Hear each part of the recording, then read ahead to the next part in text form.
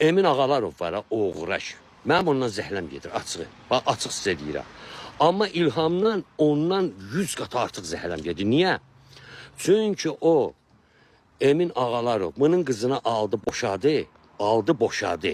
2 uşağı qoydu yanında, çıxdı getdi Nataşa aldı, Adnarazv Nataşa aldı. Özü birini almadı ya, birini biri aldı, ikincini biri aldı, 3 dəfə Adnarazv Nataşalar aldı, doğuzdurdu onları. İndi də onların birini gətirib düz Bakıya əməlli başlayır, Leylanın yanına. Leyla havalanıb. Dəli olub. Onsuz da dəli idi. O dəli idi, söhbət yox. Amma indi lap dəli elədi onu ki, artıq divarlarda lüt şəkillər çəkir. Gicdillah. Belə şey lap şey olubdu. İndi siz baxın görün ha.